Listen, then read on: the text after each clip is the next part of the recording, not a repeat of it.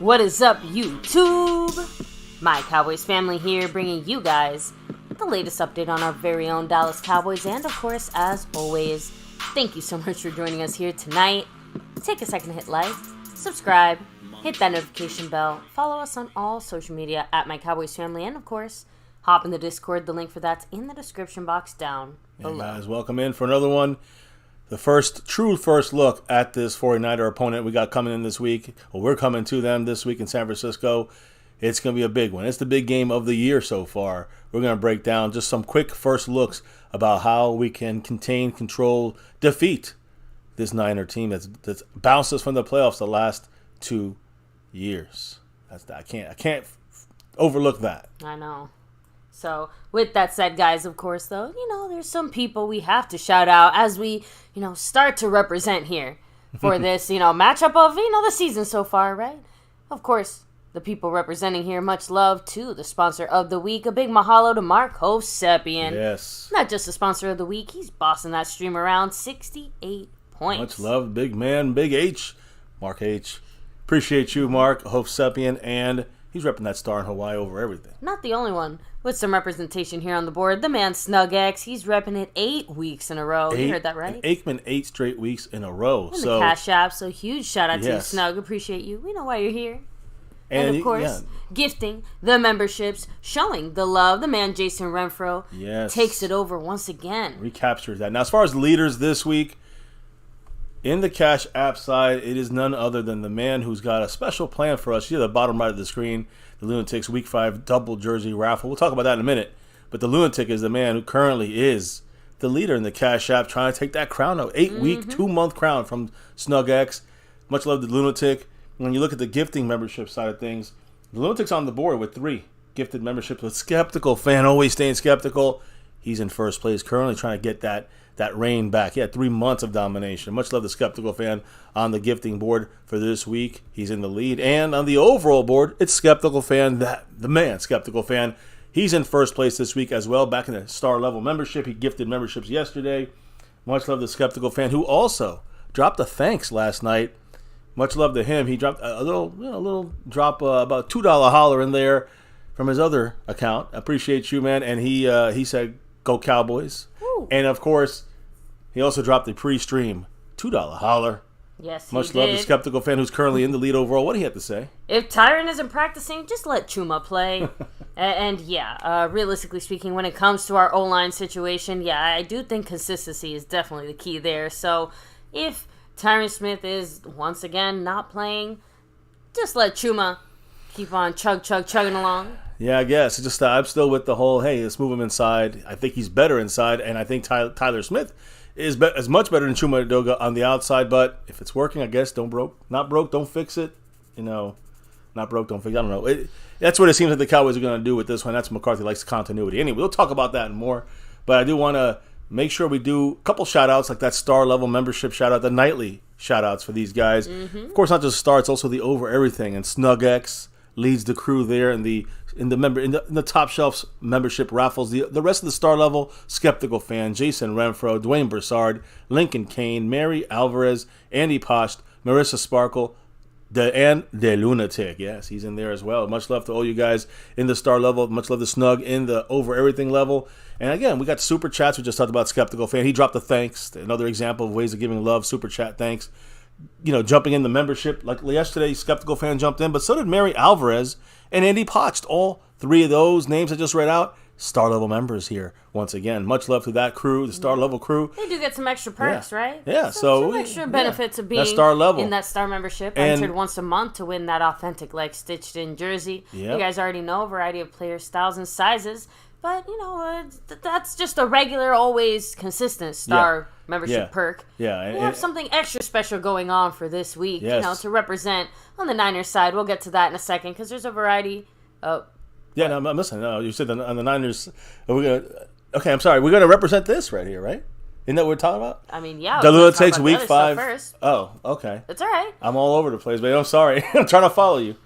So go ahead. But like we just said, the man, the Lunatic, is showing the love here to the MCF family with a double jersey raffle so we can rep the star the right way, as we fight the 49ers this weekend. Yeah, defeat them is the plan. If you drop $10, bam, you're automatically entered, and membership does have its perks because you get a bonus entry if you're a member. Yep. If you're in the membership and you get in the raffle, you got to get in it. You just can't be membership. You got to get in the raffle with the $10 holler. Or a build up over the week, right? To $10. And once you get there, you get a one raffle entry, and you get a second bonus one. Yeah, if you're in navy, blue, silver, star, or over everything levels. So much love to the Lunatic for making it happen here. A double jersey raffle for the biggest game of the year in the NFL. I would say, for the first. As people say the first quarter, I'm saying the first fifth because I count the final quarter playoffs, the Super Bowl. True. That's what I count. So this is the first fifth, and this kicks off the next fifth of this season, at least the next fourth, of the regular season. So good luck to everybody who's in it right now. We got like 5, 6, 7 people, I think, in this one right now in the Lunatics raffle, and good luck to all. Much love to Lunatic making this happen. And yes, I was going to say there's other ways to kind of make things happen here, not just in the gifting memberships or jumping in the memberships, the thanks or the super chat. You got 4 other ways in the Cash App side of things to get into this. Of course, you have the Cash App money side, My Cowboys Family, the Venmo at My-Cowboys-Family, the regular PayPal link, and last but not least, the Streamlabs link, which lets your comment show up on screen just like a super chat. That's right. So I think we got everything done. I know I touched on the star level. You did, right? The Sewn and Stitch once a month. Sometime this week or next week, we're going to do this raffle as well. So star level, get ready to be, get a chance to win, one lucky winner in the star level will get one of these, or the over everything. Of course, SnugX is also entered in this raffle. So again, if you want to get in the star level, stay in that star level. Now's the time to do it.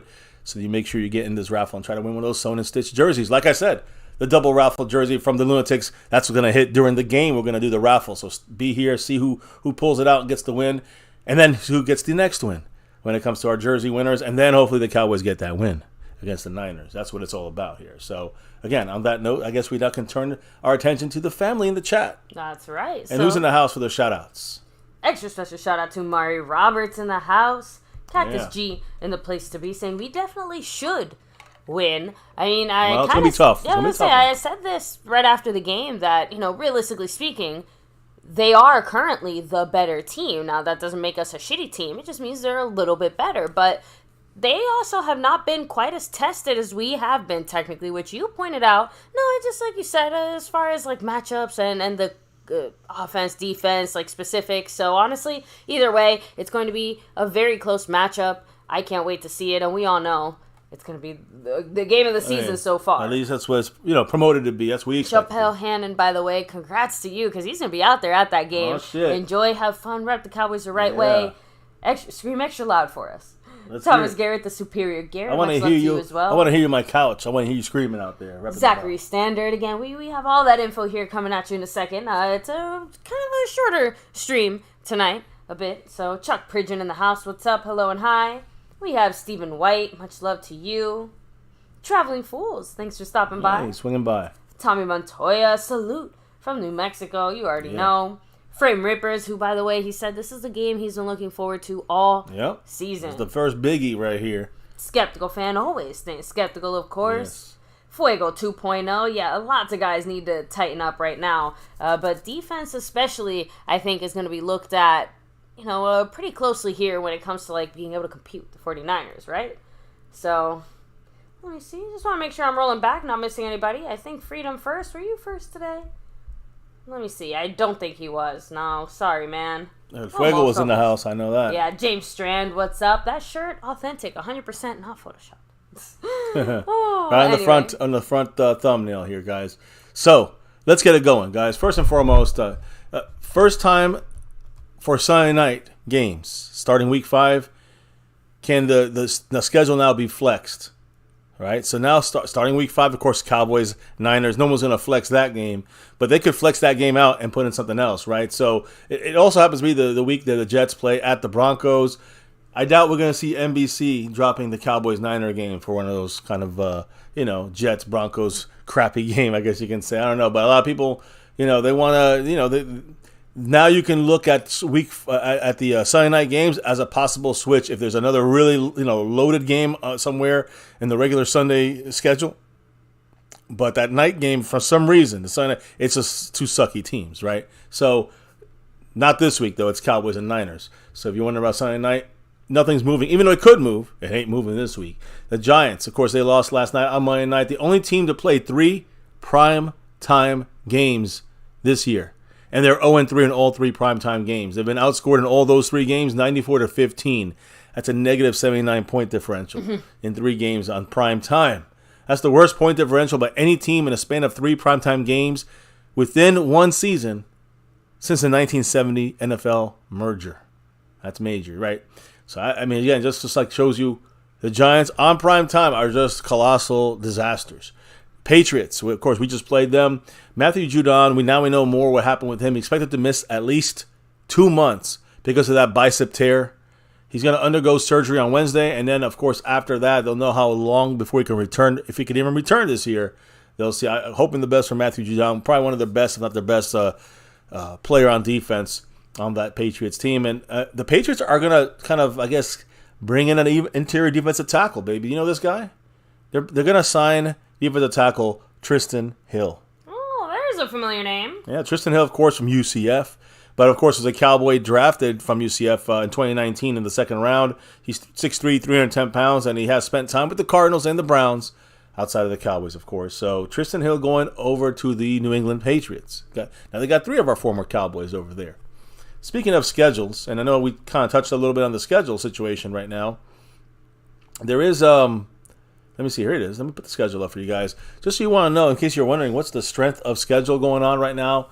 Future strength of schedule from week 5 through 18. The Cowboys right now are listed as the team with the toughest schedule going forward. Yeah. And all that stuff we know can change. But when it comes to teams that are facing good offenses and bad defenses, the Cowboys are seeing a lot of that coming up the rest of the year. All right. Good offenses against our great defense. And then our offense, whatever it may be, versus bad defenses. That we're going to see most of the rest of the season. Of course, the Niners don't count as that. But the Chiefs also in the same area as us. The Eagles are facing good offenses and good defenses the rest of the year. But we have just a higher rate of the better teams coming up on the rest of our schedule. So, again, things change. But, hey, you know what? I'd rather face all the top offenses with our good defense. All right? So I'm just happy about that. And now we need McCarthy's offense to kind of show the best version of this offense we can get out there, not just driving the field, but getting the red zone scores. We'll see. It's still working on that slow process. The Cowboys have allowed 4 offensive touchdowns and also scored 4 non-offensive touchdowns in our first 4 games so far this year. Isn't that crazy? That ranks second and first in the NFL, respectively. It's insane. So, again, Cowboys still getting through there. Now, we did sign someone new to the roster today at linebacker. Now, again, we're like, okay, who we signed someone to our practice squad, not our 53-man roster. And first, we worked out 3 of these guys in the morning today. Michael Jones, Tyler Murray, and former SMU standout Jimmy Phillips Jr. So who was the man picked out of these 3 guys, these 3 linebackers? Michael Jones. Yes, guys, Michael Jones, linebacker, now a Dallas Cowboy on our practice squad. Filling in that last spot. Remember, guys, Brock Hoffman? When he was signed to a 53-man roster, we were going to put Devin Harper back on there, but we didn't get him. I forgot who got him already, but someone picked him up. The Bengals, was it? They picked him up. And now, with that open spot, we snuck in there linebacker Michael Jones. So, again, this guy was an undrafted player in April on the Chargers practice squad. I mean, he was signed as an undrafted on the practice squad, was waived, actually, before the season started, and then was an all-ACC player at Syracuse before they come into the NFL. Now, I don't think he was. He was just waived and he was been out there. He hasn't been a guy that was plucked or anything. He was just out there. Cowboys tried to work him out, put him on the practice squad. Michael Jones, we'll see if he's used at all. The little information on him, really. He's just a filler as linebacker, which, by the way, now makes him our 4th, 5th linebacker on the team immediately, just like that. So, good luck to Michael Jones. We'll see how the Cowboys use him, special teams in practice, a filler spot. We'll have to go on that and kind of keep an eye on him. Any quick comments on this? And of course, Jerry Jones spoke today as he kicks off our Niner. Kind of the first look as the whole show tonight, but it's going to be involved with a lot of discussions and guys speaking, especially Jerry Jones. So, quick comments in the chat, baby, before we go there. Cameron C. He's like, growing up in Northern California, I'm hearing so much shit talking. But we will get the last laugh. That's the hope. Oh, you already know. And what's up, Stoned Immaculate? Much love to you.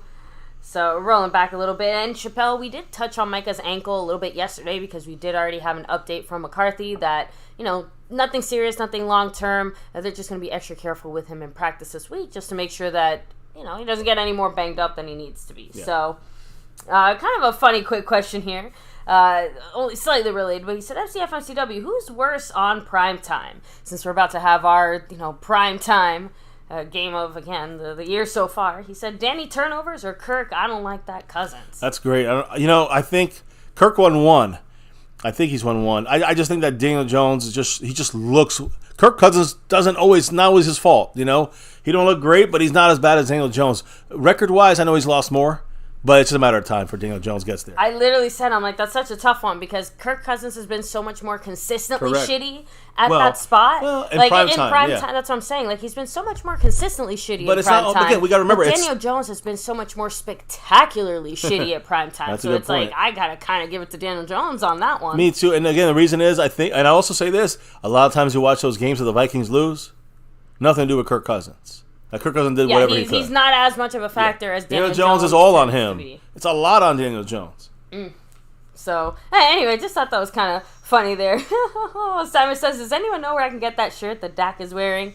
I do believe it was a Photoshop. Oh, yeah, it was a Photoshop, special. Yeah. But, if you happen to see it in the MCF store later this week, we'll let you know, Simon. So, we'll let you know. Fuck around and find out, right? Dak's ready. He's going to fuck around this week, and hopefully the Niners will find out. The Niners are gonna, the Niners are ready for Dak, but I think that it's got to be keep moving. Listen, we are efficient, moving the ball, but when you get to the red zone, run more Dak, get more Deuce and some of what's Cavante Turpin in the mix in the small areas, the short parts of the field. You need the speed, and I think that's where you did as well as fade patterns to your receivers. This is what we need to see from McCarthy. I think expand that red zone. When we get that going, we're fine. By the way, what are the numbers in Vegas as far as when we can finally expect to see our entire starting offensive line? Because at this rate, if it happens even once before the end of the season, you could probably knock me over with the feather. Well, it's not going to be this week. I know Tyron Smith tomorrow will know more, but Tyron Smith ain't going to play this week. It's very unlikely. And they're saying said earlier, they say he might be back next week against the Chargers. And they're saying maybe. At that point, we may see him after the bye week when we're in town. Skeptical fan. Who said it at the beginning, like, at this rate, you're better off just staying consistent and leaving Chuma at the left tackle. Well, that's instead of trying to, maybe mess around with the offensive line. Well, the continuity, that's always going to be McCarthy's 2 cents on that. He's always about continuity. Keep the guy in the same spot, even if we go downgrade a couple pegs on another spot. It's working out so far, so we'll see what happens this week. You don't fuck around this week against the Niners. They will get in there, and Chuma is gonna. We'll see what happens. The Cowboys are ready to change it up a little bit or not. I think they'll probably keep it the same because that's what the Cowboys do. And Tyron Smith will, probably miss this week. I don't expect him to play, but tomorrow we'll know more about him. So much love to everybody. Hit the like, subscribe, and hit that bell. You know what to do. But baby, what the hell did Jerry Jones say? Because he spoke today about a couple things, but I actually want to start from the end of his commentary, which is always let's working our way back. Yeah, let's warm up to what Jerry Jones. He's going crazy. He started talking about at the end of the interview today, drawbridges, San Francisco, Little Rock, mud, a lot of different crazy shit. Baby, what did Jerry Jones speak about when he ended the interview? And then we'll go back to what he started saying, substantive to this Niners game. So obviously going back to San Francisco, Jerry Jones made a joke that every time that he sees the Golden Gate Bridge, that he thinks about the bridges around Little Rock, Arkansas. Okay, yes, very similar, right? But Jerry said basically, like, as a kid, he tried to hang a sign from one of the bridges to support his dad, who I guess was running for, like, local office or something. So he said, quote, "I got a couple buddies of mine. We went in the old muddy river, and it was dirty, too. The whole sewage of central Arkansas went in that river. We got in the water to put that sign up, and that current hit, and no one had ever seen that sign since. And it was about the size of a small mobile home. And that was me at the bottom, still hanging on, hollering, 'Raise the drawbridge,' so they pull me out." Yeah. So just glad we read it, because if you heard Jerry, it'd probably be a 20-minute part of his interview today. Here you go. Some old school Jerry Jones, Arkansas talk there. Scares me. But anyways, Jerry Jones, he talked about more important things. Maybe he drinks some of that sewage water. Probably did. Sorry. Jerry Jones talked about that the road to the Super Bowl runs through San Francisco. And listen, no disrespect to Philly, the Cowboys have beat Philly in the past, and we haven't beat the damn Niners, especially in the fucking playoffs. So, and not even that, but I hate to say it, we have shown our ability to be able to beat Philly. Yeah. At a variety of levels, right. When they've been playing good, when they've been playing bad, when we've been good, when we've been bad. Like, we beat them in a... But those damn fucking Niners, they run the ball. We have problems, and we gotta be up to our best here when it comes to stopping the damn run against these Niners. Let them throw. They'll get a little efficiency in there. They'll be efficient, but eventually, hopefully, we got to stop the fucking run. And the Niners are definitely better than the Eagles too. Like that. Again, I'm gonna let it play out, because right now we're not better than either of them. Right, as of this moment, by the records, by the way we've shown against the Cardinals. I wasn't talking about where we rank in that. I'm just talking about where between the Niners two, rank compared to the Eagles, and listen, Niners are ahead of them. I would say so based on but so right now. It's just both these teams. The Niners have an extra special kick in our ass because they knocked us out of the playoffs twice. Yeah, hear from Jerry straight up, right? He said, quote, "Make no mistake about it, they're a tremendous team.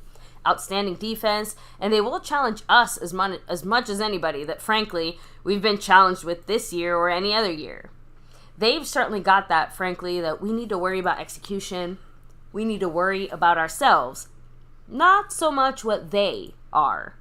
So, because they are, right now, probably the most likely team to go win the Super Bowl. In order for them to get there, they've got to go by us. Hopefully 2 times, if that's the way it falls in the playoffs, and we're in the playoffs, of course. But the bottom line is, you're playing the best. You don't need the game to tell you that you're playing the best, but you need the game to show you how you stack up against the best." So, by the way, Jerry, at least personally, he did say that he likes his defense, and that, frankly, this is the best I've felt about our offense this year. So, our offense, we're definitely getting better, but defensively, like he's saying, and playing the best, Right now, the Niners are showing. Can hang with them. Yeah, the Niners are showing they're the best right now. They're one of the most efficient offenses. They're one of the best overall defenses. They can claim the best right now, I would say, and I would not be able to argue that too much. So, and every single one of us also agrees with Jerry in that whether it's once or twice, the road to the Super Bowl absolutely moves to the Niners, and it's very hard to dismiss that. I personally want to make sure we reiterate the fact that this is a test game, but not. I know it's the biggest game of the year and all that shit, but it is not the game we have to win. We got to beat these Niners in the playoffs. And that's what I'm kind of waiting for. That's what I need to see. If the Cowboys beat the Niners now, we lose in the playoffs. What the fuck did that do for us? Zero. Zilch. Nada. So what I'm trying to say is I'm not saying I want to lose, but I'd rather have struggles in this game and maybe pull out a close game, right? And then maybe handle them in the playoffs because we know what to do with them here. And we figured it out. And we got through it. We got the confidence building from this win. That's what I need to see. I know it's happened in past seasons in those Super Bowl years in the 90s because I was there. I remember it. And we got these little over-the-hump wins that really propelled us forward. Yep. Could this be one of those things? I think this would be a huge win for that, but not saying that we are necessarily even better or even like ready to beat them in the playoffs. I got to see that once again. We got to beat them twice then. And we're going to face them and the Eagles in the playoffs. Yep, and Justin D said it, one game at a time. But right now, the game in front of us is this one. And I do at least appreciate that no one is trying to pretend that this game isn't as serious or meaningful as it actually is. You know what I mean? Like Jerry said it. This road to the Super Bowl goes through them. We heard from McCarthy and Dak and so many other players basically all about saying, San Francisco. We have to beat them in order for us to fully show who we are. 90, it felt like 90 or 80%. Let's say 80. 80% of the interviews with the players after the game, front office and coaches, it's about the Niners, and the Patriots are like 20%. I like that. I think the Cowboys already focused on the Niners. And even when the Patriots were kind of included, it still felt like the way they were talking about it is like, yes, look how good we did this week to show off for next. You know what I mean? Like to carry forward into next week. Now we're ready for next week. Yeah. Exactly. So, hey, listen, here's what I want to know what else Jerry Jones said, because he kind of talked about, you said it. We all feel great about the defense. Just stop the damn run. We'll talk about that probably tomorrow, when we talk about the Niners offense and our defense. So we'll talk about that a little more, how important that's going to be. The flip side of that, about our offense. And that's what he said. He felt great about the offense. The best he's felt about him this year. So I want to hear his explanation on what the offense and other things about the offense he's looking at. One of the reasons that he said he's feeling better is because of the execution, saying, quote, "I thought we did a better job than I thought we could do. We protected Dak really well, and more importantly, I thought Dak was really on." I think we should expect that type of execution from Dak and the receivers moving forward. Remember, Dak, one of the most efficient quarterbacks this week. I think he was the second highest rated quarterback in when you look at analytics, you look at efficiency, number 2 this week. Even though I still bitched him out about missing an easy first down to Ferguson. So even with that mistake, he still did great this week. I mean, Dak was on fire. In an on fire way, maybe the least of the offense you've seen on fire, right? You don't really think of this offense being on fire, but Dak is currently fantastic out there. Just a couple little more things, man. He could be up to that next level. But anyways, what else did Jerry Jones say about the red zone? Because to me, the red zone, that's the problem. That's McCarthy. That's the biggest problem right now in the offense. He said, "Make no mistake about it. We are going to get better in the red zone. I'll assure you, we'll be better in the red zone than we've been." And a skeptic could say, well, it doesn't take much to get better. But the facts are, we can get better when it counts, and this weekend would be a good place to start. Well, that obviously. Now, I'm assuming part of that was also, again, motivated by some of the things we saw this past weekend, right?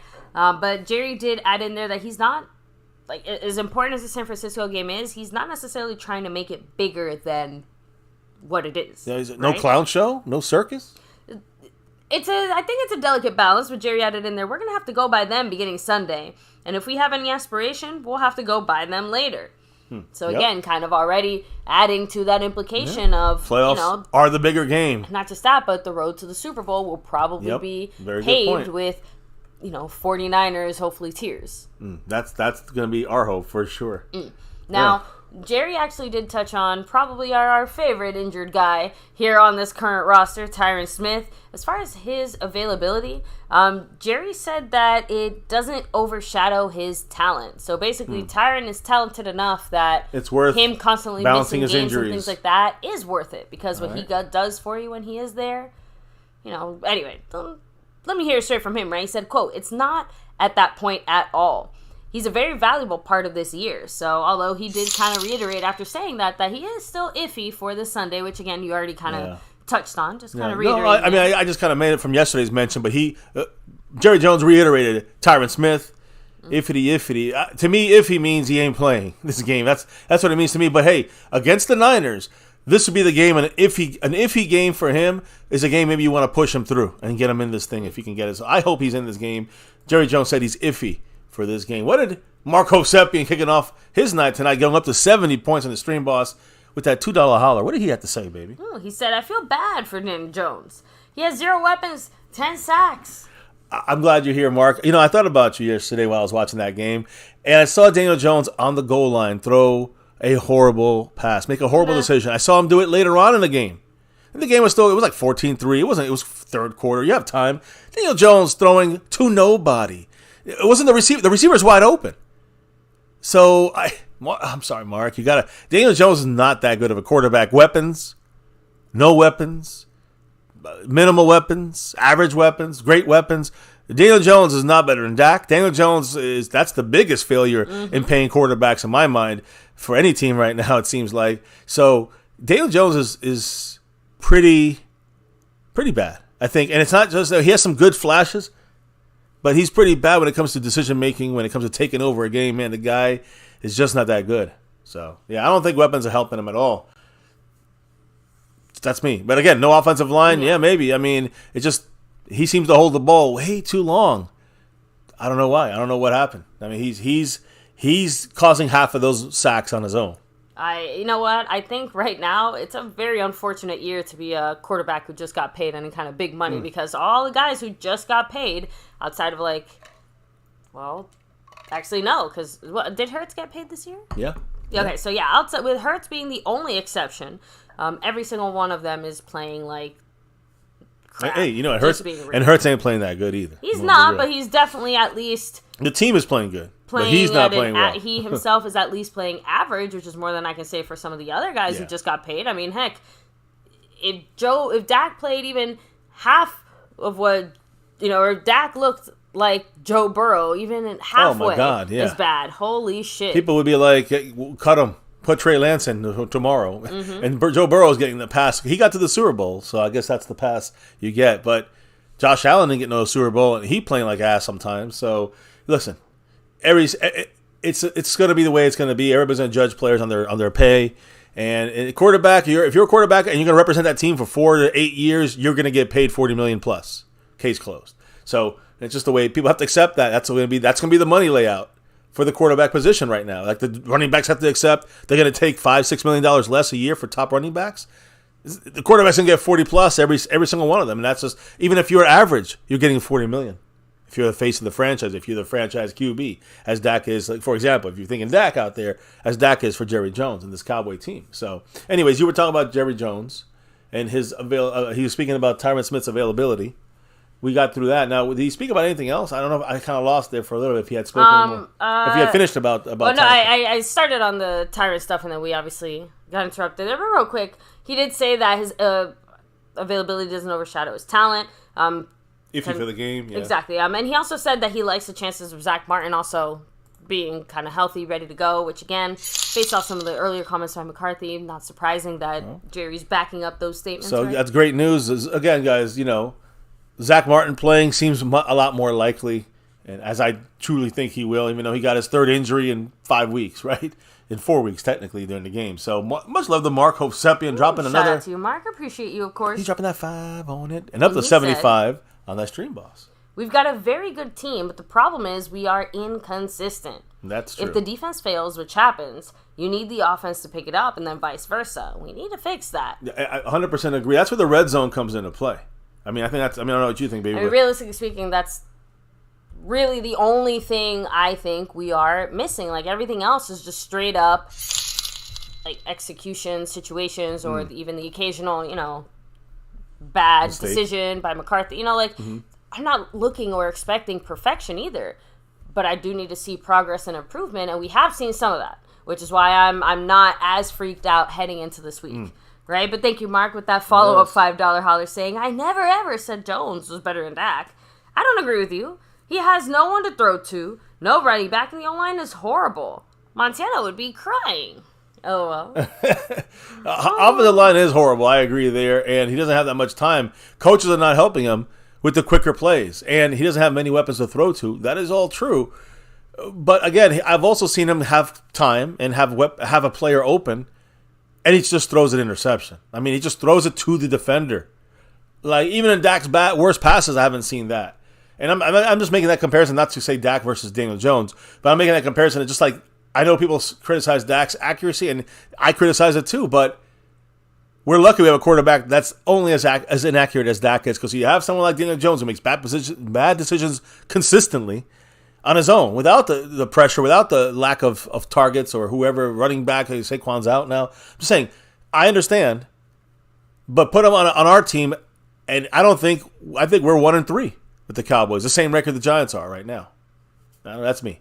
Anyways, much love, Mark, and he's up to 80 points, by the way, in that stream, boss. That's right. He powered himself back up, and he's almost in 5th place on the overall board there. You got Kevin Richards. By the way, with that drop, Mark Hovsepian officially enters the raffle from the Lunatic. Oh, that's right. Let guys, him know. Remember, can't forget here. Let me go ahead and make sure to drop it in the chat as well. But yes, guys, thank you so much to the man, the Lunatic. We have the double jersey raffle coming at you this weekend, so we can rep the Cowboys the right way. Yeah. As we lay the smackdown on the 49ers. But yes, guys, your choice. Authentic like stitched in jersey, variety of players, styles, and sizes. So whether you want to rep it old school, new, and then anything in between, I know you got a lot of course you got the home white, you got the navy blue road, but you got those, the 90s throwbacks. You see the Irvin one up there. Of course, different styles from different teams. I'm a fan of like most of the different or alternative styles and stuff like that. Yeah, but also you got the classic, the navy blue, and the classic white. But that's the thing though, when you look at they have the Roger Staubach cowboy, like more like a different shade of blue. If you take the home one there, you got the old style jerseys. I love the 80s jerseys. They got navy blue. I remember those. Randy White.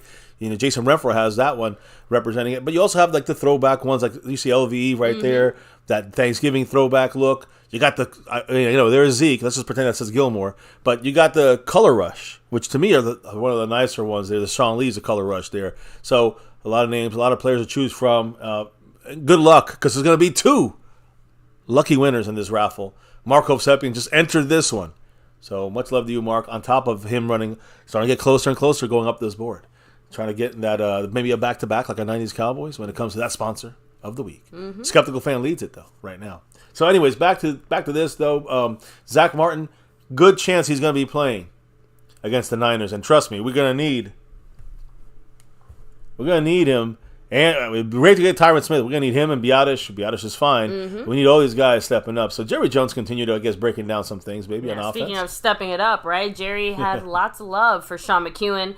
On his hustle there with the fumble, saying that type of play is what you need against a team like the 49ers. And honestly, agreed like 1,000,000% here, right? Our players have great football instincts. Yep. And that has come through and saved our asses more times than I can count. How many times did Biadasz do it back-to-back, game 1 and 2?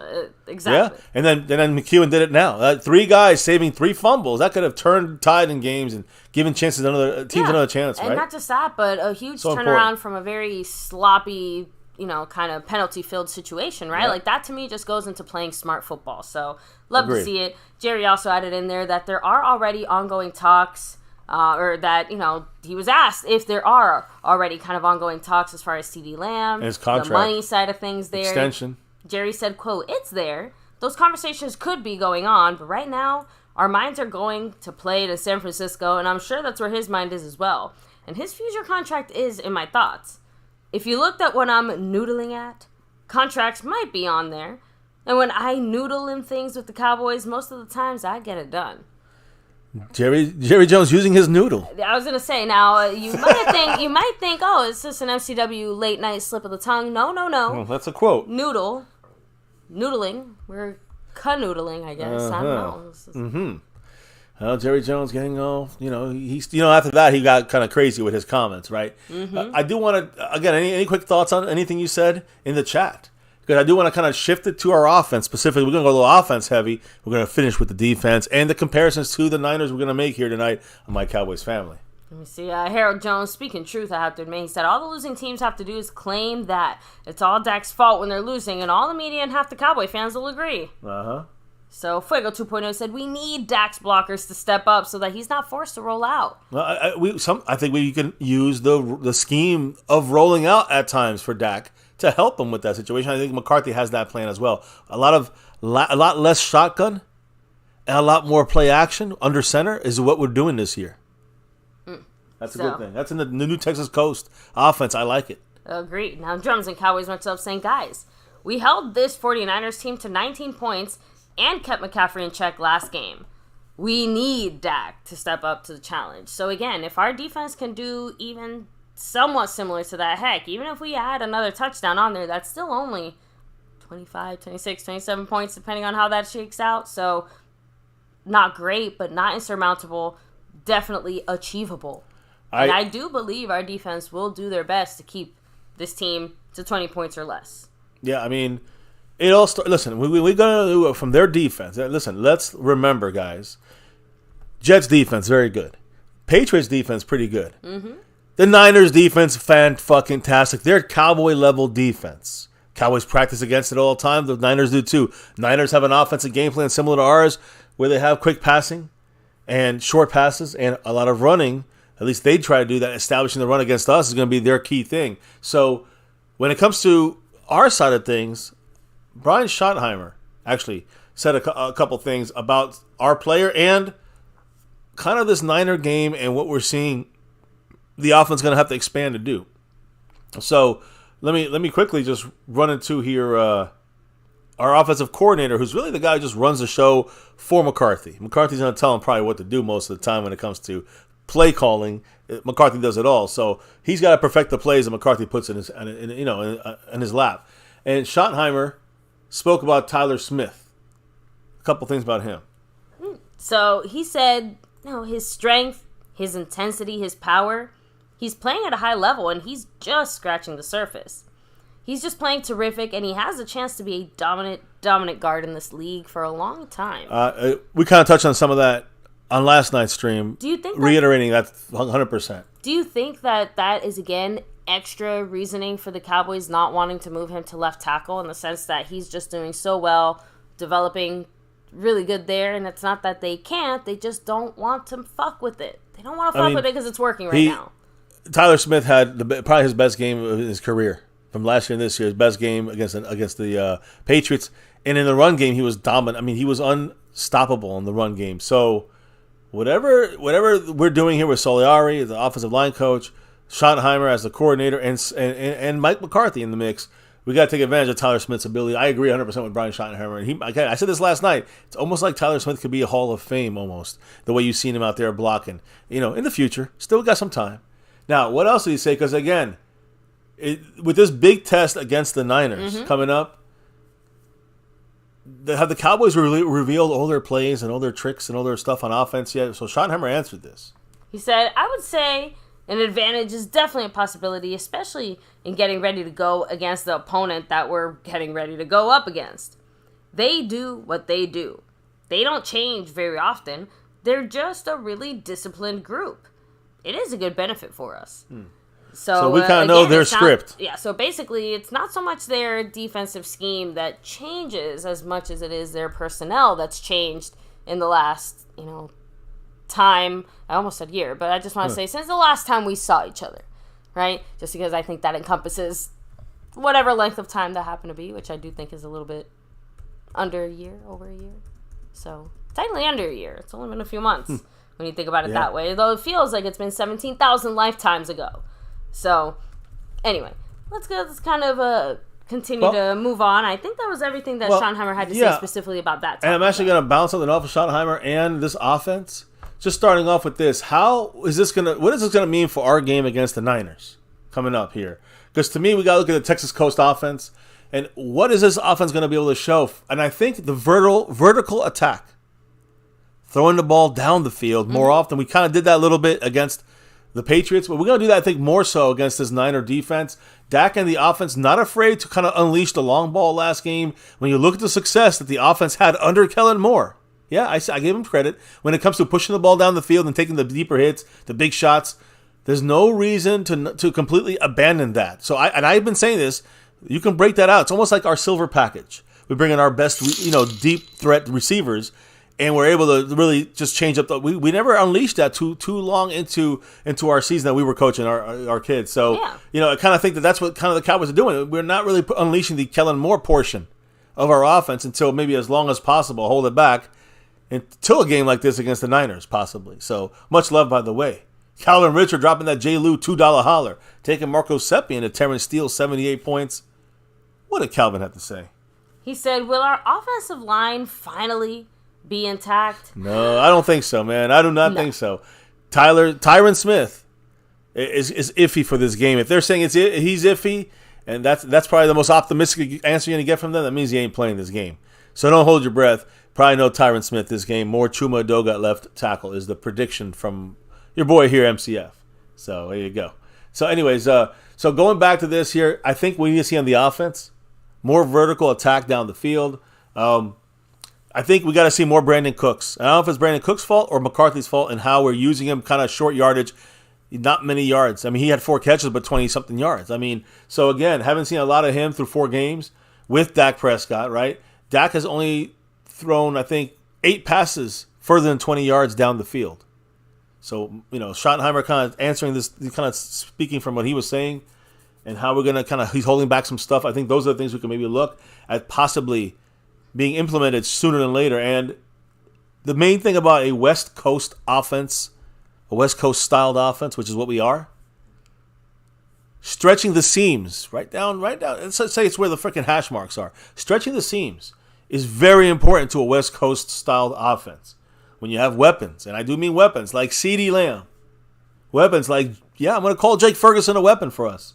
7 for 77, and he caught all his targets this last game, When you got these guys, you can find them open spots. We try to do that with Schoonmaker and feed the seam there, and Schoonmaker couldn't make the grab. My point is, that's how you work the West Coast style offense, the Texas Coast offense, and that's how you can make bigger plays happen for you down the field. So, again, get them open down the field, use them. I think that's what the Cowboys are going to try to do. Okay, the big question is going to be, can we have the offensive line hold up their pressure from the Niners long enough to have Dak be able to get the routes to be completed to get them to. That's a problem last year. Kellen Moore's offense never adjusted to the fact that we didn't have the time for Dak to wait for the route to develop. It had to be 2 seconds, and that's it. Well, and again, that was the issue. Part of obviously the way things are supposed to go. But I mean, now Dak needs at least that time, right? Yeah, I mean the I'm point. Just saying, even Dak needs at least 2 seconds. Well, yeah, and that's he's throwing at 2.3. But my thing is that it's more like last year he needed 3.3. I'm just making an example. Again, he's gotten much faster, much better. But that's the scheme design to make every quarterback, Cooper Rush, everybody's been doing faster throws, from the snap. So that's part of I think the efficiency of this team. It's the speed we're running at. Let me explain. Because again, I see Schottenheimer here, but let's just talk about it right now.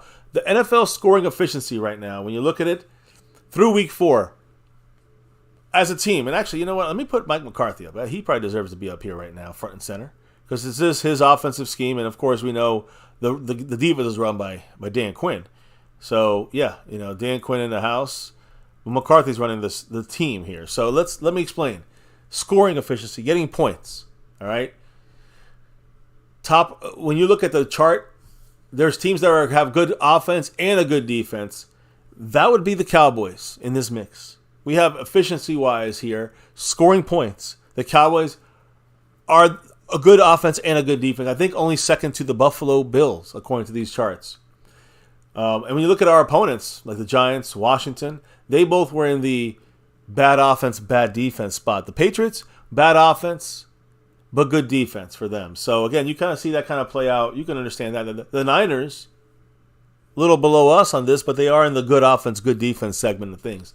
And that's what we got coming up ahead of us here. Definitely even kind of matchup. But the red zone is what pisses us off sometimes when it comes to McCarthy.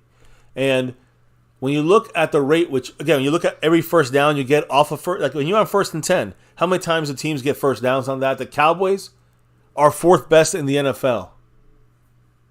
We're doing that about 77% of the time. The Niners are number 1. They're doing it 82% of the time. So this, our offense, the defense has to also be able to slow down the Niners. It's going to be a good battle here. We got top teams here that can get first downs efficiently, not high flying plays. Not like, bombs and Kellen Moore style offense. I'm talking about efficient offense. Both these teams run this very similar way with that West Coast flavored style offense. So, when you look at an offense that gets into the red zone as consistently as the Cowboys do, and we move the chains, I mean, that means so McCarthy's got to be given credit here. We're moving the chains, And we're not relying. Let me explain like this. We're not relying on chunk plays on offense. That's kind of what's Kellen Moore. We had big plays, big blowouts, and it kind of stretched the numbers there.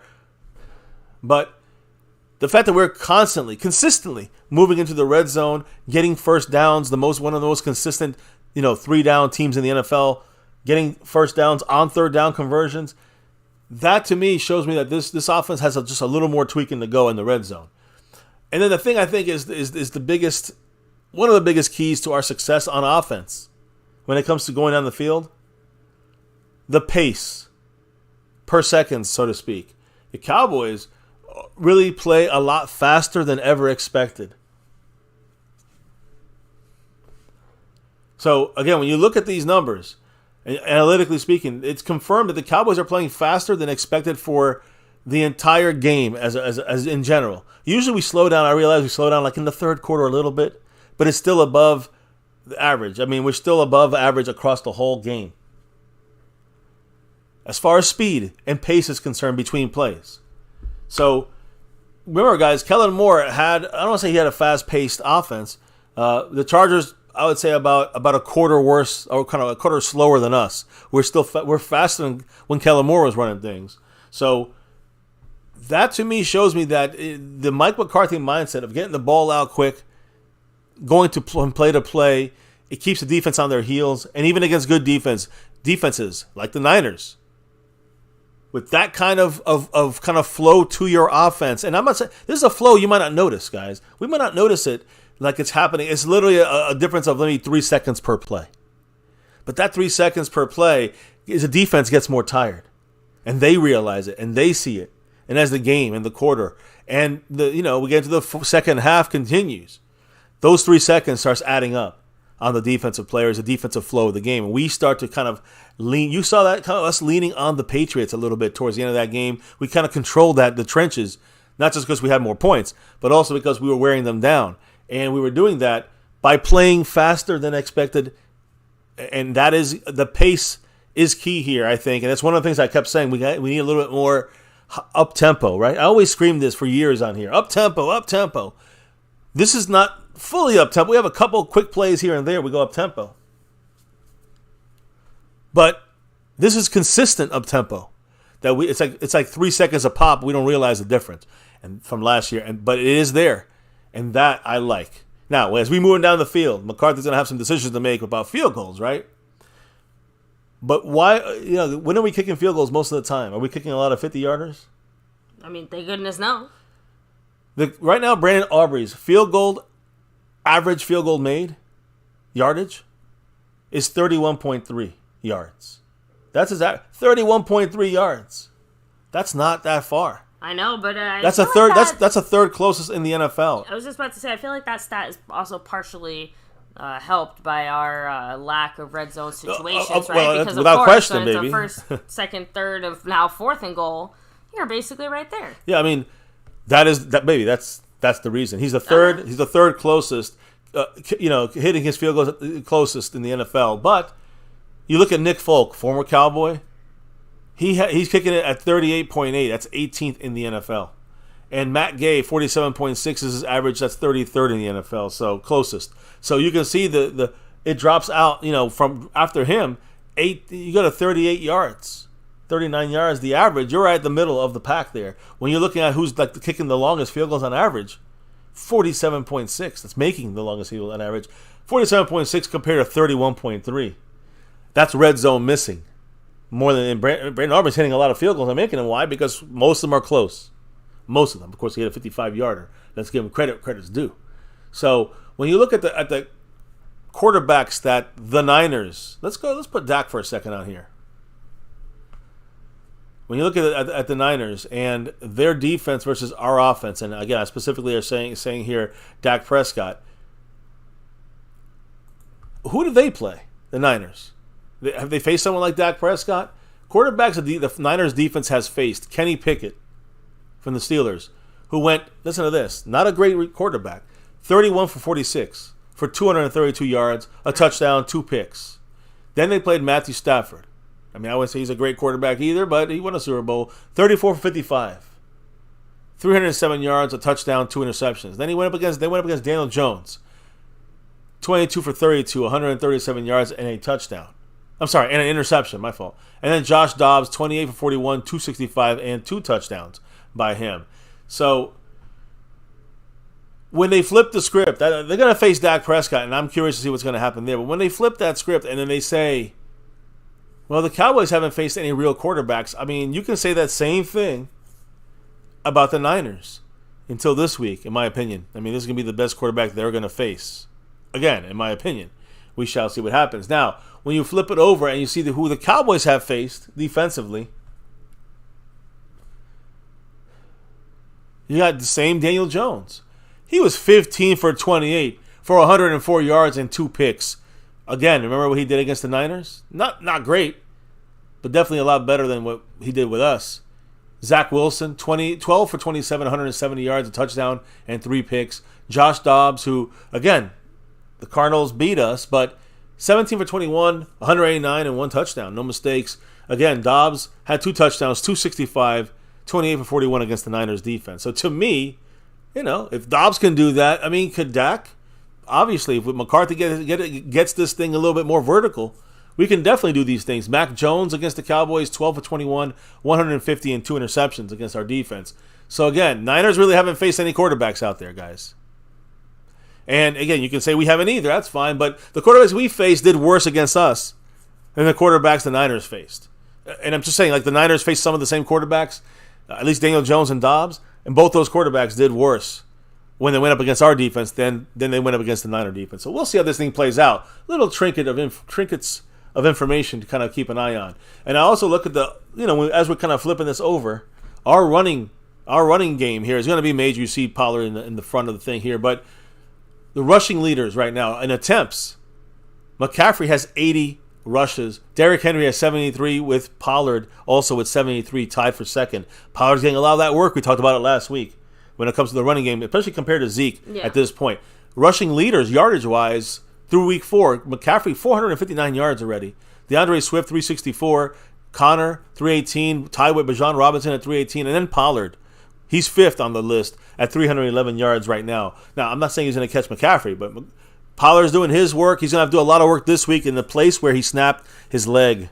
So that hopefully, is like a push for him, and he can overcome that ugly situation. But on the flip side, McCaffrey gets 80 rushes this year. They're obviously making a concerted effort to run Christian McCaffrey, and my guess is they're not going to stop with us. Now, we kind of slowed them down last year, the last couple of times we played them. We got to do it this time. We're going to really have a chance to beat them. And again, he got his 80 carries, 459 yards. So he's going to be fed this game. You know it. Now, I like to break things down and see where things are going. Like the way we're going to run on things, Cowboys prefer to run to the right behind Zach Martin and Terrence Steele. That is the Niners' weaker side on their defense. Keep that in mind, guys. So it's a way we can attack the Niners. That's one of my keys later on. Terrence Steele, Zach Martin on the right side, the weaker side of the run stop of the Niners. All right? And they just allow a lot more. Their average per yard gained in between, up the middle, between the right guard and center, 13.6 yards, average gain. Right tackle, 5.8 yards. Right end, 5.08. So they're one of the worst, one of the lower. I mean, they're ranked 31st, 29th, and 15th on the right side. We can run that right side, and we have to pound that shit with Tony Pollard. Marco Sepien pound that shit, dropping that 5 on it. And up to 83 points on the Stream Boss, by the way. Now jumping over Kevin Richards, making his way through. So much love to Marco Sepien dropping that 5. What did the man say with the 5 on it? He said, No. The 5. He said, we have a very good O&D, but these stats don't mean much until we play San Francisco as a gauge. The defenses we've played ranked, 4, 30, 25 New England, 2, and then the offenses have been 27, 32, 18, and then New England, 0. So, again, we have been saying it more or less, but again, Mark, we've kind of touched on this. At least defensively, our offense has been tested, for sure. I think it's a little bit more the other way around, if anything. Like I'm just saying, we faced some pretty solid defenses. I think offensively it has not been as talented on the offensive side of the ball. And I think this is the most complete team on offense, defense, and special teams. So we're definitely expecting everybody to be able to rise to the occasion. But, you know, I mean, the Niners. Hold on, the Niners haven't played. To be challenged, the Niners haven't really played much, as well as, let's say, opposing quarterbacks, and you know, you can even make a claim on defense. True. I mean, they haven't had many opponents that are that good in the same ways that we haven't. Because you know why? Niners and Cowboys are one of the highest rated defenses, and the Niners and Cowboys have one of the most efficient offenses. So of course, everyone's below us, right? I mean, and some of these guys are more below than other guys, but that's why these are the best teams. We just happen to, you know, have the, of course, better overall stats, according to, you know, based off of pretty much the next level of teams below us, you know, the next tier down or two. So Niners have faced similar, you know, lack of talent, if you want to say that. And Marco Seppian, by the way, followed up with that $2 holler there, saying this game is very winnable. Orale and go Cowboys. Oh, yeah. I mean, it's definitely winnable. It's going to be a battle, though. It ain't no joke. You know, they're definitely going to battle. And it's going to be it's not going to be like us dominating them. If we do, it's going to be a big boost to this team. But if we can just get a gritty win like we did against the Niners in the playoff game back in 1990, in the 90s, when we first got over the hump, that would be a great carry over for at least the rest of the regular season. Hopefully, maybe it gives us home field, right? Maybe it does carry us into the playoffs. So every game's important. Every win's important. Yeah, I'm with you there, Mark, and I agree as well. I mean, you got to say go Cowboys, brother. Appreciate you. And again, he's at, 85 points up there, I think. So Mark's chipping back away there, climbing back and trying to get fully loaded once again. You know, Frame Ripper's also adding in there a great point. Don't forget, another team's offense puts pressure on your offense, right? Yep. It makes your game plan different when you're being matched point for point or if you're behind. Look what happened with the Cardinals. Exactly. That's one of the biggest problems with the Cowboys. We cannot allow them to get ahead by too much. If they do, they control the game. They will win the game, and that's going to be that. So it's a lot of that's like wrestling for that early lead almost, and then trying to maintain that. And that's going to be both teams going to do this. Both teams try to do this. And the Niners, you know, they've gotten to early leads, and they've done great, right? Holding the Steelers down to early lead, the Cardinals down to early lead. Even though these teams came back, they struggle against some of these teams. The Rams, same thing. So I think that the Niners are exposable here. It's just we can't shoot ourselves in the foot. We cannot shoot ourselves in the foot. Mark, another 2 dropped on you. Ooh. What did the man Marco Seppi have to say with that $2 holler? He said, "Oh, my stuff got deleted." Let me see. HA 27, 32, 18, 30 was the defensive rank. So against our opponents, that's what they were ranked. And not very good there for the opposing defenses, but I think I still say that rankings now don't mean much. Even our own rankings, I put a little bit of stock in it. That's a guide, but that thing changes quick. So I think, yeah, you know, rankings. All right, right now it doesn't look that great as far as the first 4 teams we played. You can say that. You can say that about the Niner opponents as well. But in the end, I think the Jets do have a good defense, better than what they showed that day to us, and we just happened to catch them off on an off day. I think we have a better team than the Cardinals. They caught us on an off day, so we'll see. I mean, the Jets defense has shown they keep their team in the game, and they didn't do that with us. We got away from them, so their stats. I don't go all in on these stats on these teams, but you use them as a guide. And right now, yeah, don't look we didn't play anybody, but by the end of the year, those stats will be probably a bit different. That's all. I'm gonna leave it at that. Now, when it comes to us, running the ball, I said, again, behind Zach Martin, Terrence Steele, San Francisco's weaker side, that's going to be one of the keys we're going to talk about later in the week. What about the other side of things? San Francisco's offense versus our defense. You talk about, you know, we're going to face somebody. Oh, we're going to face somebody this time now. They got a very efficient offense. So what do the Niners like to do? I'll say it in a minute. Because first we got the man Marco Seppian dropping that $2 holler. What do you say? Dallas should be good enough. If the running backs fail, we have good receivers. I mean, we should be able to win it either way. That's really, to me, the biggest issue there would be the Mike McCarthy get the red zone figured out. Outside of that, I'm not really worried. I think we can run to the right side. I think we can throw the ball and attack the Niner defense in the air. And we can, again, running the ball to the right a lot, and, you know, through Tyler Smith as well. Running the ball is going to be healthy in this game. I think also quick throws, as long as Dak makes the reads right and McCarthy can get the red zone fixed, I think we're fine. I think there's no major mistakes by this offense. We'll be fine. Even if we have to kick field goals, But at a certain point, we got to get those red zone scores in there. So we'll see what happens. Now, when the Niners come in there, right? Well, Mark with 89 points. Maybe pushing Hendershot back in the mix. Tight end representation. Hendershot. No, we got our man here, the Lunatic. Ooh. Dropping that gifted membership to Justin D. Congrats to he. Dropping love and representing. Thank you, the Lunatic. Appreciate you. Justin D. Take it easy. I know he actually just went to bed like a few minutes ago. Oh, well, Justin D. He'll wake up with a nice gift. And speaking of gifts, the man, the Lunatic, who I'm going to, again, he is getting closer. He's one back on Skeptical Fan on the gifting board. But he has a special raffle going down for the game day at halftime of this game. Baby, let them know. The Lunatic's Week 5 double jersey raffle. Guys, break it down. Yeah, we are raffling off 2 authentic, like, stitched-in jerseys where the 2 lucky winners get to pick their choice from the ones available. A variety of players, styles, sizes, old school or new. And, of course, how do you get in, right? Well, bam. You drop the $10, you're automatically entered. And that is cumulative, right? So, like, Marco Seppian, dropped like a 2, dropped a 5, then a 2, and things like that. Yeah, he got in. So Exactly. He got in there. He would have been in already by then. So, and, of course, guys, so once you win one, you're not eligible to win the other jersey. So, just the one prize. Yeah, but the bonus membership. The bonus raffle entry. I mean, I'm getting to it. I got you. But yes, guys, as you know, membership does have its perks. If you are an MCF member, you do get an extra bonus entry. So, yes, much love to Lunatic making this happen. Can't wait to see who the 2 winners are going to be. And I know there's going to be a 3rd winner. It's going to be the Dallas Cowboys. That's what we're talking about. So, much love to Lunatic making this happen. Good luck to everybody in this raffle currently right now. And, looking here, Mark got in here. Skeptical already in here. Calvin Richards 8 away. So we'll see what happens. We'll see. Now, when it comes to the other side of things, baby, and it comes to the Niners offense, what are they going to do to us? They're going to run where they prefer to run the most, their left side. The left side of the offensive line, which who stands over there? You're going to get a combination of Hankins or Mozzie Smith. And Micah Parsons or Dorrance Armstrong. That is not the side where you have DeMarcus Lawrence, who's the better run stopper. So Micah Parsons is going to have to step up and stop the run.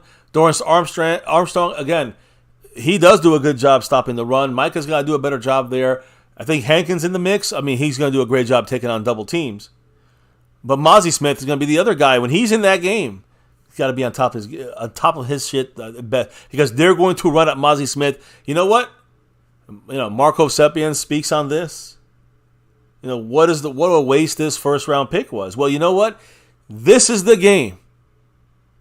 I want to see if Mozzie Smith can at least take on those double teams. Let's see if it's flawless transition between Hankins and then when Mozzie Smith comes into that spot on the left side of their line, on the right side of our defensive line, let's see if Mozzie can still take on those 2 blockers and leave LVE and Damone Clark clean and unscathed from the blocker by holding on those 2 offensive linemen.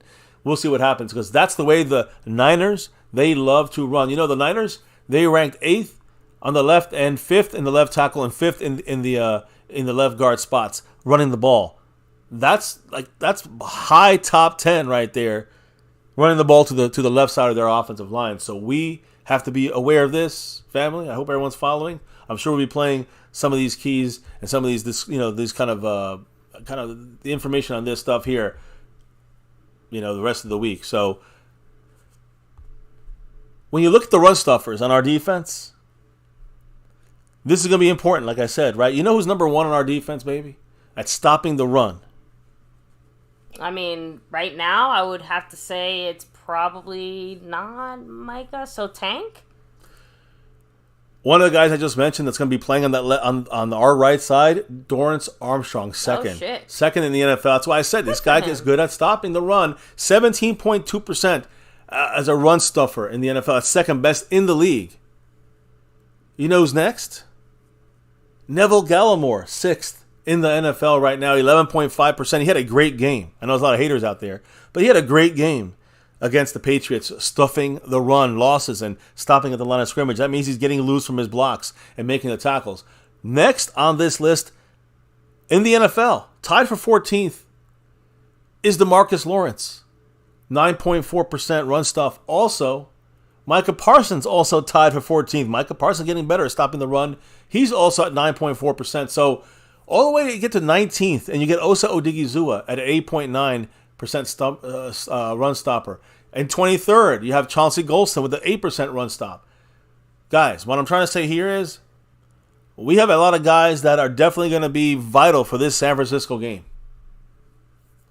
And run stop is going to be major. Again, right side of our defense got to be extra aware, like Micah Parsons, tied for 14th. Dorrance Armstrong, 2nd in the NFL. These are the big, they're going to handle their business. Will we have that business handled by Hankins? I believe so. Will we get it from Mozzie Smith? We shall see. So when you look at the edge guys here, when we talk about Micah Parsons, also throw in there, DeMarcus Lawrence. Both these guys, when you look at the top 10 guys applying pressure, we just talked about stuffing the run. Who's the top 10 guys applying pressure for our Cowboys in the NFL? 2nd in the NFL. Is it really, when it comes to pressure, who do you think is going to be? It's only one guy. We know it is. Micah Parsons, of course. Right? Number 2 in the NFL, 27.4%. This is next-gen stats, by the way. And number 9 in the NFL is DeMarcus Lawrence with a 20.5% pass rush. Applying pressure on the quarterback. So, again, just when you see Micah, what he does, and you see this against the Giants, what he does, he, of course, triple-teamed here, basically, and still gets the sack, but he also gets other guys sacks and hits, and he's always in there. He's always pressuring the run, the pass, so everything. So Micah's always breaking stuff down. No other team in the NFL when it comes to pass rushing have 2 guys in the top 10 right now. Nobody in the NFL. And only one NFC East team is in the top 10 of pass rushing. And that is one Philadelphia Eagle player. So the Cowboys in the NFC East, the Cowboys in the NFL, have 2 guys in the top 10 in the pass rush side of things. That is where you see us really create havoc. And that is it sustainable? I truly think it is. But we have to have the offense that's where you need the red zone, the complement. When the defense is not all there, they let some points off the board there. Offense got to put it up. But we got to all understand it comes down to the defense. And that's why when it comes to this week against the Niners, the defense, if they don't show up, we are in trouble.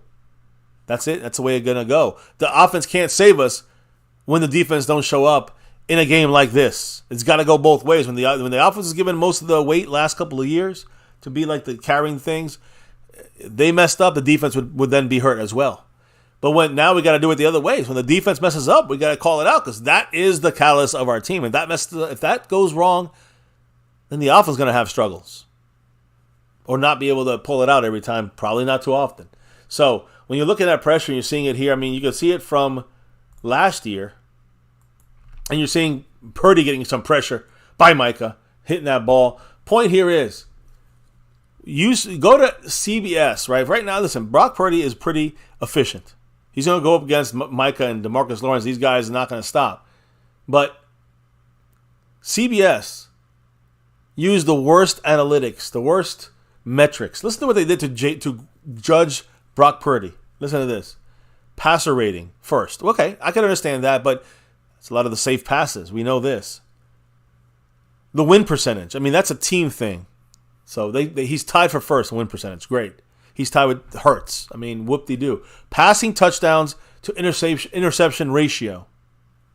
He's tied for first. I think Dak might be in there. And then interception percentage. He's also tied for first, but there's a shitload of quarterbacks. I'm just saying, my point here is, that's what CBS News, CBS, on NFL and CBS, that's the way they rank Brock Purdy as a franchise quarterback, kind of talk about hype. I don't know about that, guys. Look at it closer. Brock Purdy, on the downs that matter, 3rd and 4th downs since the start of last year as he came in as a rookie. Only 3rd and 4th downs, guys. When you look at his ability analytically, what does he do? Sack avoidance. Purdy is 5th best in the NFL on 3rd and 4th downs, avoiding the sack. Lost fumbles, he's number 1 on 3rd and 4th downs. Brock Purdy, interception avoidance. He does not throw interceptions too often on 3rd and 4th downs. Penalties drawn. He draws 6 penalties. On 3rd and 4th downs, he manages to draw the 6th most penalties in the NFL when it comes to 3rd and 4th downs. That's telling me he's pretty smart when to throw the ball, getting those penalties called. how not to throw picks on 3rd and 4th down, how not to lose fumbles on 3rd and 4th down, how to avoid the sack on those big 3rd and 4th downs. That's where Purdy is excelling.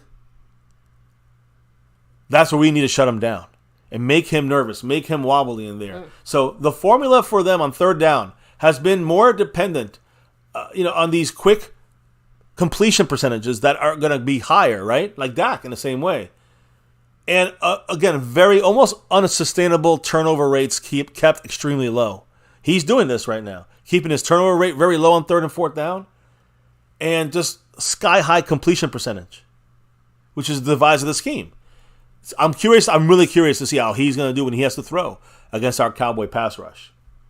To me, also, when you look at 3rd and 4th down plays, Brock Purdy's targets, those targets that he throws, the people he throws to on 3rd and 4th down specifically, guys, since last year, his rookie year, are very conservative. It's almost like Dobbs. Think of Dobbs for a second. It's very conservative, quick throws. That's what Purdy's going to kind of do, and he's very good at doing that. And again, Mike Shanahan, the coach, the guy really calling the plays here, get the yak machine going. They don't even have that, guys. It hasn't even been able to really fully compensate for that yet. So their success on 3rd down, targeted passes have been largely a function of completing many, many more completions than expected. Why? Because he's got this conservative play calls, the conservative, choices made on 3rd and 4th down. So you guys understand, if he's allowed to make those conservative choices and they work, we're going to be in for a long day.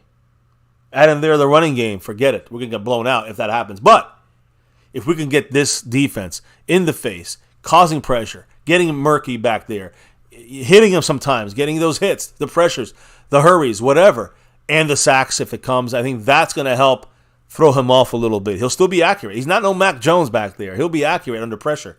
But you got to keep it coming. And you got to keep it coming, and you got to stop the run.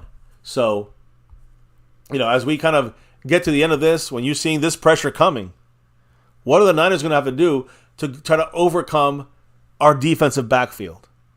And let me explain. When you got pressure like this, and they throw the ball,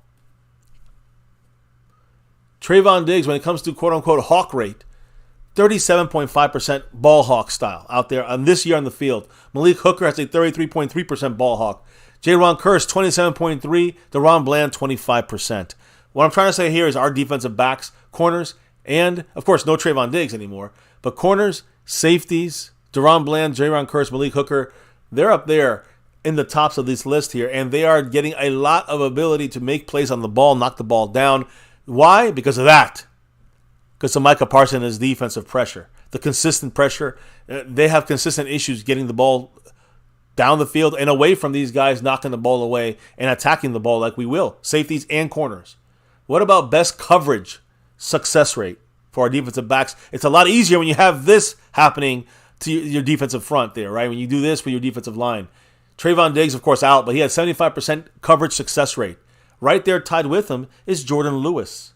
75% success rate in coverage. DaRon Bland, 62.5%. Stephon Gilmore, 60%. And Malik Hooker, 50%. This is all next-gen stats.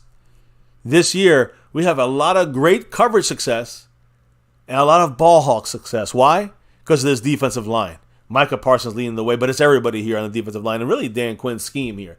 Dan Quinn's kind of brainchild. So when you look at the last part, I guess I'll save this last part, but I'll let you hit up the chat real quick and see what a couple quick comments before I bring this to a close tonight here on MCF. Now, Jones and Cowboys bringing up a great point, saying Cowboys and Eagles both showed a relentless pass rush makes Purdy uncomfortable, and he isn't as poised. Exactly, so, and that's just keep it dirty, you guys keep have the been pressure saying on. it throughout, by the way, too, that the other key there is if we can manage to stop and contain McCaffrey, I mean, we basically cut him off at the knees. Yeah, we control the game. If we can get pressure on Purdy on a regular basis, which is going to be tough because they're going to get the ball out fast, but if you can make things really scary for him, like our defense has done, then that is key. That is a key going forward in this game, taking advantage of things. Oh, scared the hell out of me. But the man, Sniper1234, is now in the membership. Why is that, baby? That's right, because thank you very much to Andy and Boogie gifting a membership there to the family, showing the love and dropping that love at the same time. Thank you so much, Andy and Boogie, adding you to the board. I believe it's your first drop this week. So you know what that means. Halfway to the raffle tally. Well, let's let them know the double raffle, jersey raffle right now. Indian Boogie is one away. One drop. I guess one gifting membership away, but he is on the board, and he's again $10 total, right? And that's how you get into this thing. So he can get in it still. Tell him what you can win, baby. Again, guys, thank you to the Lunatic. But yes, there's 2 awesome prizes being raffled off, although they are the same. It's just dealer's choice, right? An authentic, like, stitched-in jersey with a variety of players, styles, sizes available, old school or new. We got you. However you want to rep your Cowboys. So you know the deal here with the jersey we got for you, bro. So nice Skeptical fan, thank you. Oh, and there we go. Is that Indian Boogie? Yes, it is. Gifting another one membership there. Huge shout out to you, NDM Boogie. Much love. And thank you, by the way, to again NDM Boogie and the Hood Patriot. Oh, congrats to Hood Patriot, who now is now in the membership. So drop him if you got him. I'm putting him on the board right now. He's okay. Moving on up this thing. He is 3rd on the gifting side, right behind the Lunatic with 4 and Skeptical with 5 on it.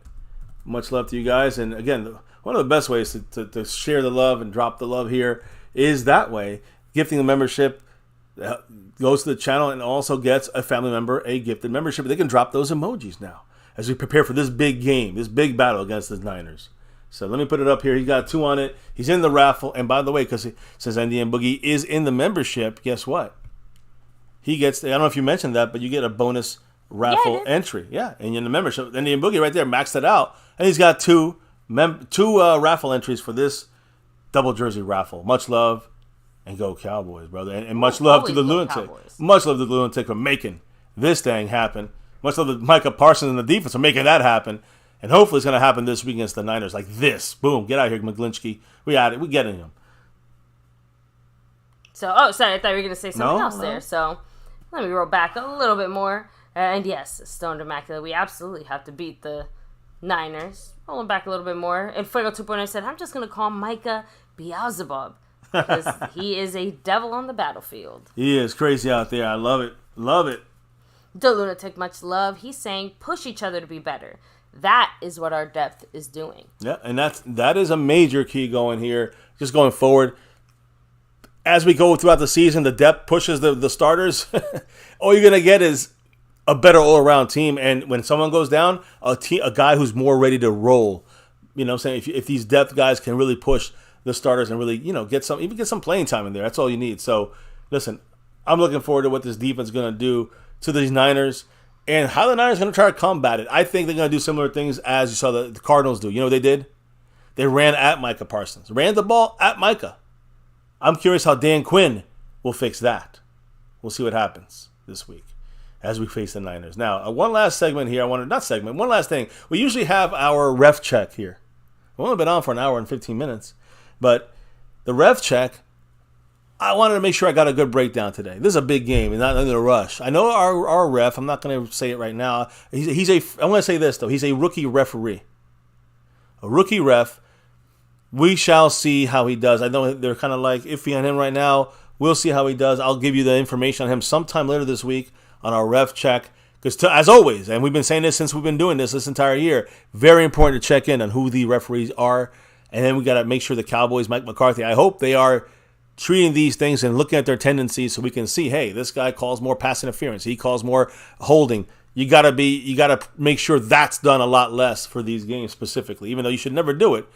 Extra practice. I mean, McCarthy had some special practice last week for this. I'm hoping it's something similar to the tendencies of things, right? I know several of you guys were asking in the chat about the reffing situation here, so thank you for your patience as we got through the rest of the news and get to it now. I don't have the referee stuff. That's what I was just saying. Oh, okay. You got to hear, baby. No, I said all I have is that he's a rookie ref. Okay. And so it's not a rookie ref. He's a rookie ref as a head ref. He's been in the league already. But this is his first time now being head. Yeah, what I was trying to say, I didn't want to rush it because he is a rookie. And I'm going to do it later on this week. Probably tomorrow or the next day. But, yeah, baby, I think you misheard there.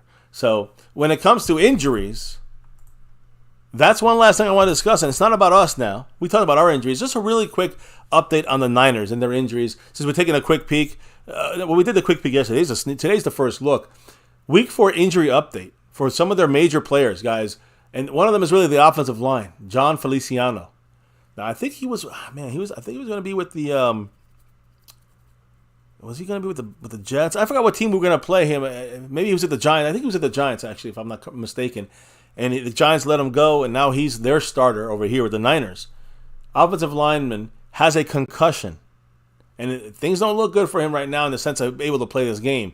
He sustained a concussion during Sunday's game. He's still currently in concussion protocol. Obviously, we know he needs to clear the protocol before returning to the game. Obviously we want the best for him to be okay, and I want him at full blast, but that's something to watch. As we will check into this throughout the week, we always do. Any weakness in this team.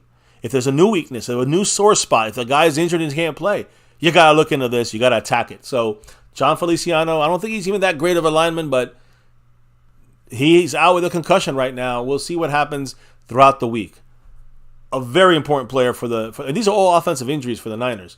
So we're talking about our defense, their offense. This is kind of what it is here. Deebo Samuel, he has hurt ribs and he has a hurt knee. He played on Sunday, but he was not productive. Why?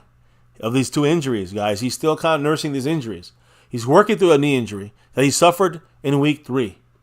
So that's the knee issue. He's got a rib issue, but Mike Shanahan said he is currently day to day. So Deebo Samuel's going to play. He'll be all right. We got to account for him every play. Now, part of their running back, matchups there is McCaffrey, but they got another good running back in there, in Elijah Mitchell, who has a knee injury. He was out against the Cardinals after he fell and hit his knee in practice leading up to the Cardinal game. So, midweek, late week injury to Elijah Mitchell, and he missed the game last week. He's currently considered day-to-day right now as we get ready for this game for the Cowboys. I expect him to play. I expect Deebo Samuel to play. And then, what was that? Juan Jennings, is that right? Jawan Jennings. With a shin injury, wide receiver. They listed him as doubtful for this past game. So, again, he ended up being ruled out, of course, and he's day-to-day, according to Shanahan. So, all 3 guys are day-to-day. The only guy that's really kind of in concussion protocol, might not make it, is their offensive lineman, John Feliciano, and that's a spot that they cannot afford to kind of go down against our defense. There, so. Well, they're not weak at all at offensive line. They're actually, we haven't investigated them yet. Yeah, baby, I know you mind. They're pretty damn solid on the offensive line. The problem is if they lose their starting offensive lineman here against our Cowboy defense, that's when the shit could hit the fan for the Niners. So that's another thing to watch. I'm just saying, we've got to keep an eye on our own injuries. We've got to keep an eye on their injuries and see what things are kind of rounding up and looking like as we get closer and closer to this game. Guys, that's the news for the night here on MCF. Tomorrow we'll be back at it. First day of practice on the field for the week. We get to see the participation report for the practices. We know that Zach Martin and, Tyron Smith's going to probably not be even practicing. Zach Martin probably going to be on the sideline rehabbing. Expect these things. Same thing with Rico Dowdle. And on and on. Hendershot, we got to see what he's going to do. But I'm not really too worried about most of these injuries, except for Tyron Smith. I don't think he's playing. We'll know a lot more tomorrow. And, at that time, we will go into full discussions here on MCF. So, baby. Yeah, and I guess now we're going to talk about the last comments in the chat and the shout-outs here, back to back. Stoned Immaculate, much love to you. Take it easy and have a great one. Let me see. Seabass said, I want full, healthy teams on both sides, so there's no excuses, whatever the outcome. Agree. Let me see. And DM Boogie said, hey, we play the refs, too. Yep, that's how you overcome the refs, not by complaining about it, right? By knowing what their tendencies are and then not making those mistakes. We went from 13 penalties, 16 penalties called, to 5.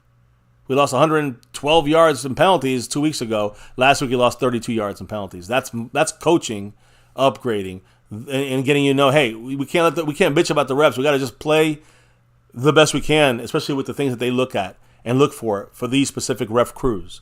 They're all going to be different. So yeah, you do play the refs too in that sense. Oh, we certainly do.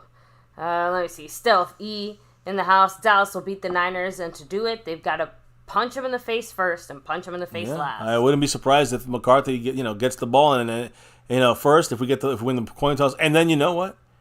Get that. I hope we get that score before the end of the halftime. That's the way of kind of doing it 1-2 punch. We won't have to punch them at the fourth quarter if that's what we do to them, and we're successful. So let me keep going with the rest of the shout-outs here. Hood Patriot, take it easy. Skeptical fan, of course, always staying skeptical. Always. Stone Immaculate 2, Sniper 1234, much love. Drums and Cowboys representing, and Fuego 2.0 in the house. Yeah, fire. We have, let me see, Amanda Lunatic. Let me see, Marco Seppi, and of course a big mahalo to the sponsor of the week / stream boss. Much love to the man, Mark. Big Mark H, Hawaii representation. So, let me see, that's as far back as I can go. And I think I shout out everybody there. So, again, guys, huge shout out to everybody here chilling, hanging with us, including you, Tokyo. Appreciate you. Much love. And, baby, gotta shout out to people helping to make MCF happen here on the daily, Hell right? Yes. Like your sponsor of the week. Who might that be? Marco Seppi. Hell yeah. A big mahalo to you. Mahalo. And in Hawaii. You see over there. Oh, well. You got Marco Seppi and saying, hold up, wait a minute. He's got a $2 holler trickling through here to up himself. I don't know where he's at, but he's almost fully loaded. The $2 holler, what did the man say? He said, screw that. I'd welcome McCaffrey out of Aloha. Oh. I'd welcome McCaffrey out, he said, meaning not being in the game if he was injured. Oh, he would have a problem with not seeing. I think that's what he means. I do think that's what he means. And again, we never want to wish injury on No, anybody. I think he means anybody that wants to sit on the bench, that's up to them. I think he's saying that. Yeah, he scares him a little bit. We prefer to have him like how about this? Not injured, but more like maybe suspended. How's that? You got to remember when it comes to McCaffrey, it's one thing to say, oh yeah, let's stop McCaffrey or let's stop the run. He offers obviously a little bit more than just the one thing that he does, which is what makes him so deadly. Yeah, and again, you got to really corral him.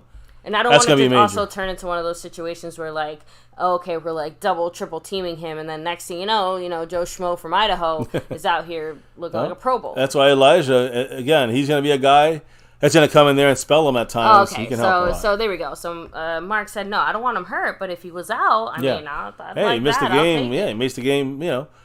He missed the game with some kind of family issue or just can't make it to the game this time, just sitting it out. Hey, go ahead, McCaffrey. You're more than welcome to. I personally think we can handle McCaffrey.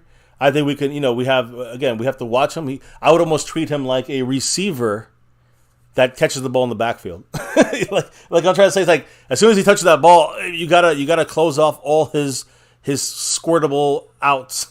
He can squirt right through there and he's gone. So the Cowboys seem to do a good job with those kind of running backs in the past. Calvin Kamara, and we've done it to McCaffrey as well. So I'm hoping as well we can do that this time to McCaffrey. I don't know. We'll see. We just got to stop them at their best. So again, Mark, how can you say that, man?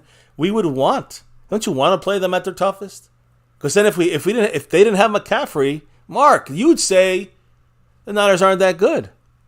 Or that, right? Or that I got maybe you there. Our win just isn't as impressive as we thought it was. Win's not that good now with McCaffrey on the sideline. No, I want McCaffrey in, and I want to shut his ass down. That's what I want to do as a Cowboy fan. Right? Mark too, I know he does. And now guess what? There's no choice. He's going to be shut down by this Cowboy defense. And if we do that, we have a good chance to win this game.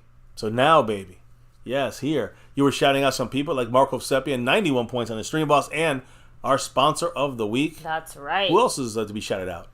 We have to shout out, of course, your Cash App King. A very familiar name and face around these parts. SnugX, repping it 8 weeks in a row. You know it. 8 in a row for SnugX. Much love to Aikman 8. Will he make it 9 on it? Well, right now the leader this week, still the Lunatic. He's in that lead. We got the Lunatics raffle. Again, you guys know the deal here. $10, you're in the raffle. 2 jerseys up for eligibility, and you're going to have 2 winners to get that Sony Stitch jersey, your choice, Sunday at halftime. We're going to do the raffle. Can't wait to see the lucky winner there. If you're in a membership, you get a bonus raffle entry once you cross the $10 threshold. So much love to the Lunatic making this happen. I didn't put it up, but I'll put it up here real quick. Boom, there it is. The Lunatics Week 5 double jersey raffle. The current leader in the Cash App side of things as well. By the way, we have our gifting champion, Jason Renfro, representing the crown this entire week. Much love. Indian Boogie dropping some love there tonight. And you got the Lunatic also in the mix there, dropping the love in the gifting side. But Skeptical Fan leads the whole group currently, as you can see on that board above. That's right. And on the overall leaderboard. So not just the gifting board, Skeptical Fan's got that, the lead by 1 and by 3. But he's also got the overall lead right now over the ballers in the house here, like the Lunatic, Mary Alvarez, and Mark Hovsepian. Thank you all for rocking it with us here tonight for another one, baby. Did the shout-outs already, right? Yes, we did. So why don't you let me know, why do we do this here on My Cowboys Family every single day and night? I think it has something to do with that navy blue, that silver too, and that star over everything. Win, lose, or draw, good, bad, or ugly. Here, we rep that star over everything. Here, Skeptical Fan's hat on my head. Cowboy style. You know how we do. Much love to all of you. And here on MCF, never forget the number one thing here, now, and forever. As always, go Cowboys. Let's get that 6 and beyond. You know the deal here, guys. Thank you for dropping the knowledge in the chat all night long. The knowledge, can't do it without you guys' 2 cents and thoughts on our Cowboys. And also, appreciate your guys' support and love for the channel, gifting memberships, cash apps, thanks buttons, all that good stuff. Can't do this without your love and support. Like Skeptical Fan, Marco Seppian, Calvin Richard, The Lunatic, and Indian Boogie. Raffles included in this, guys. Thank you to The Lunatic. Can't do this without the family's love and support on this channel. 6 years and beyond right now, baby. As we clock out and drop out for the night and relock and reload for I think tomorrow we're going to check into a bit of a deep dive on the San Francisco offense, and as well on a deep dive on our injury situation, practice, and I'm sure we'll have some comments from the Cowboy players tomorrow. That's tomorrow's show, but tonight, guys, thank you for rocking with us. We'll be back tomorrow with another one, but baby, before we can drop out of here officially for the night, what do we got to do? We got to drop the beat. Oh, yeah. Beat's been dropped. Thank you all for rocking here with us. Another Cowboys chat on another night of My Cowboys Family. Live streaming, news, info, updates. You know how we do. And thank all of you. Drop those emojis that you get on out of here. And as you guys drop that, I'll drop this. The intro thumbnail. Fuck around and find out, Dak says. At least that's what the Photoshop t-shirt said. Yeah, guys, there you go. Dak Prescott, Ferguson, Tony Pollard in offense. You got Bland and that Cowboy defense ready for that for the Niners. We'll talk about that matchup tomorrow right here. Hopefully we'll be taking that L. Those Niners will take that big L on Sunday Night Football. Jerry thinks so. But also this is a great matchup, and it is a great matchup, if not the best matchup so far of the 2023 NFL football season. What you all want to do is win, win, win. And here on MCF, it's always about that navy blue, that silver too, and that star over everything. Never, ever forget the number one thing right here of My Cowboys Family. Much love to everyone in the house, all of you, even the haters. Appreciate everybody here with us. Hit the like, subscribe, notification bell. We'll see you back tomorrow for another one. Have a good night, guys. Stay safe. Peace out. And never, ever forget, go Cowboys!